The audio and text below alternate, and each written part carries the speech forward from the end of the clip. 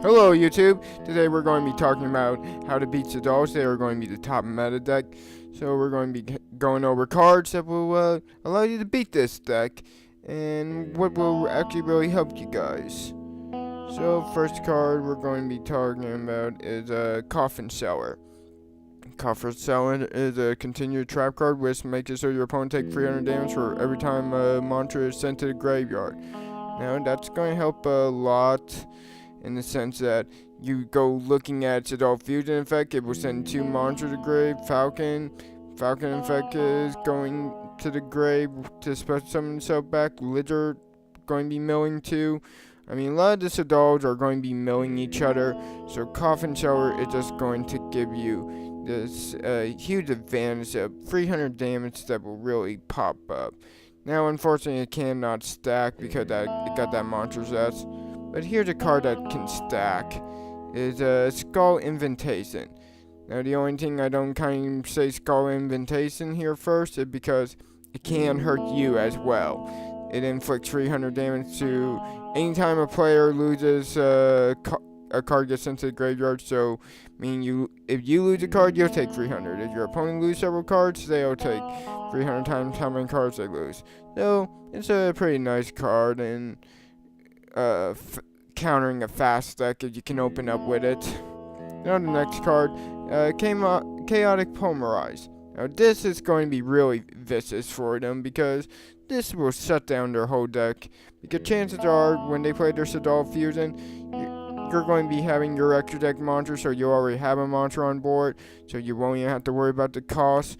You get to take control of their shaddoll monster, so they're now going minus because you took their monster. And this card also counters hero and dragons still do play 5 heads, so you gotta look out for that kind of stuff. So it counters a lot of current meta decks, and this card is probably a more relevant counter to a lot of meta.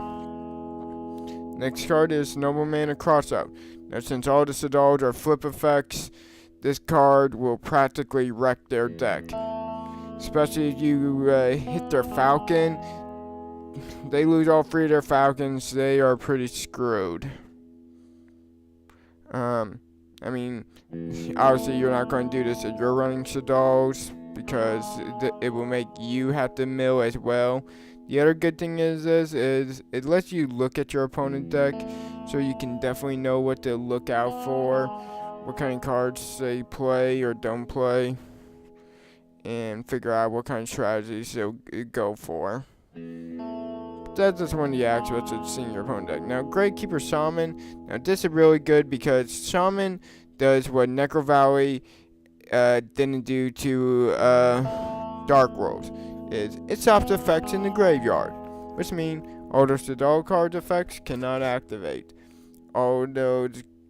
Even though Dark World aren't relevant, again, although Dark World cards are relevant, and then if you normal summon this card and play in defense, they really aren't going to have any way to beat this, because their best monster is Negation, which only got 28 attack points, and you get 6 Gravekeepers in the graveyard, which isn't going to be hard for a Gravekeeper deck. They are not going to run over this card, and they can't run over this. They are going to lose. You'll kill them slowly, but you will kill them regardless. And we'll go over another card that kind of like Shaman. It's actually a card I kind of would suggest if you're not playing Gravekeepers. It does have the cost of discarding a card from your hand, but it's a lot like Abyss Dweller. But here we'll go over another card before that is the End of Anubis. The End of Anubis. This card will make Monarchs great for a shaddoll matchup, because what this guy does, it says no effects can be activated in the graveyard, no cards can target cards in the graveyard. So that means he is a Necro Valley and Shaman Kavine. There is just no support for him, sadly. But let's think about that really. How powerful is that? You negate all their effects in their graveyard. they can't even use anything to target any card in their graveyard. And you got a 25 attack point monster, and again, this is another kind of monster that only Neblin can destroy. So how are they going to get over this? They really can't. Now here we are, Kokimir Drago. Kokimir Drago kind of are going to really beat Shaddoll. Even when they get the fire one, nobody's going to be playing fire cards. They're just going to be relying on super polymerization to play it. And even that is going to be minimum. But this card, it stops them from playing darks and lights. So, I mean, dragons are going to be really relevant against countering the Shaddoll deck with Drago. I mean, if you get this card and Light and Darkness Dragon out, you practically have game, because only Shaddoll Dragon or Shaddoll Lizard can get over Kokimir Drago. And once you, like I said, you get Light and Darkness, then those two guys, then their only hope is summoning Kokimir, summoning Shaddoll Dragon, and hoping they can get enough effects to play their Shaddoll Fusion and get rid of Light and Darkness. Otherwise, they lose. Simple as that. So, this card is definitely good. Now, Abyss Dweller, this card had already seen meta play, so we already know about it being a great meta card. We know what it does. It negates monsters from activating their effects in the graveyard for a whole turn, which is great.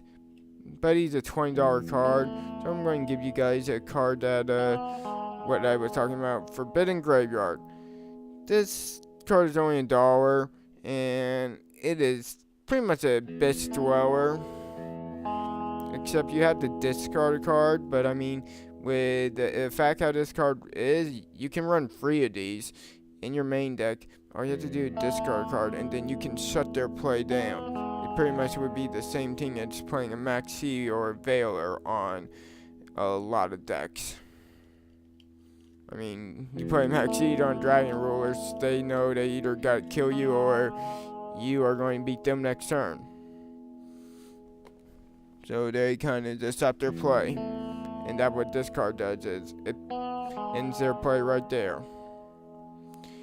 Now we will go over my last card, which is actually a deck I suggest you guys pick up right now while it's cheap, is Evil Storm Opion. Evil Storm Opion will give the deck a lot of plays. I mean, with all their fusions, this deck plays Synchrones more than Xenes. So, I mean, Opion will just completely demolish the deck in all the ways it play. And the only way they can kill it is with Lizard. And you can negate Lizard's effect pretty easily, like I said, with no mana crossout, blow up cards. I mean, all you have to do is watch out for that Lizard. You watch out for that Lizard, you will pretty much kill them regardless. So, I mean, that's what we got as anti-meta cards for them, is 9 cards. I mean, sure you can count the Skull, but it's not really relevant. But 9 cards to beat this deck, and they beat this deck pretty effectively. So I suggest you look into these cards and give them a try. You really are worried about the Shaddolls. Hope this helped. Thank you guys. Bye.